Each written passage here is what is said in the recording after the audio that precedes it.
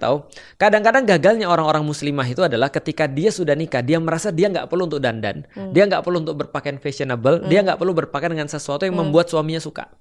Padahal contoh ya, kalau ada seorang muslimah, dia benar-benar fashionable ketika di luar, orang-orang ngeliatin dia dan bilang, bajumu bagus ya, dan itu cowok, bisa jadi dia dosa. Karena dia dikagumi oleh seorang laki-laki yang bukan suaminya kan gitu kan ya, menarik perhatian. Jadi yang dosa yang akunya, misalnya aku dosa karena aku ditaksir cowok. Kalau Feren muslim bukan ditaksir. Kalau Feren udah bersuami, lantas kemudian Feren kemudian berpakaian sesuatu sehingga itu mengundang kemudian mata laki-laki kepada Feren. Iya. Bentar. Kok bisa aku yang dosa? Feminisme jadi gini. itu Tapi itu betul. Berarti aku harus ya udah jelek aja gitu keluar, nggak usah. Salah. Jadi gini. Actually bagus pertanyaannya. Actually bagus banget karena gini Feren. Kalau Feren nanti sudah muslim dan Feren terus kemudian udah pakai kerudung nih, udah pakai menutup aurat dengan baik dan laki-laki masih memperhatikan Feren, maka laki-lakinya yang bajigur.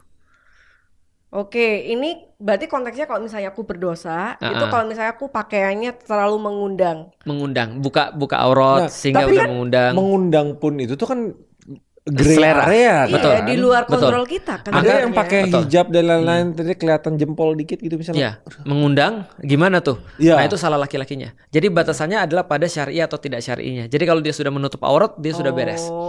Nah jadi batasannya itu aja sih. Berarti kalau misalnya aku nggak pakai kerudung nih, misalnya aku Islam ya, aku nggak pakai kerudung, terus aku pakai celana 3/4 gitu. Terus ada cowok yang tiba-tiba merasa aku ngundang dia gitu. Berarti aku yang dosa karena aku nggak pakai baju syariah. Kalau lo udah masuk muslim, harusnya aku hijaban dan pakai baju. Pertama gini, kalau dosa itu kan pasti kan kalau buka aurat kan berarti dosa kalau di dalam Islam ya. Tapi apakah mengundang atau tidak itu memang sesuatu yang bersifat selera. Karena gini contohnya, di dalam Islam tuh nanti ada lagi term namanya pakaian yang bersifat menarik. Syuhroh namanya. Menarik tuh menyelisihi kebiasaan.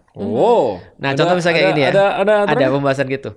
Namanya tabarruj. Tabarruj artinya dia menjadi tower. Artinya dia tuh stand out dibandingkan yang lain. Contoh misalnya kalau semua orang pakai make up misalnya, maka ketika mereka jalan bareng-bareng itu nggak ada masalah. Tapi satunya make upnya glitter gitu misalnya. Nah, dia jadi perhatian. Nah, itu dia dosa karena pakai glitter-glitternya itu.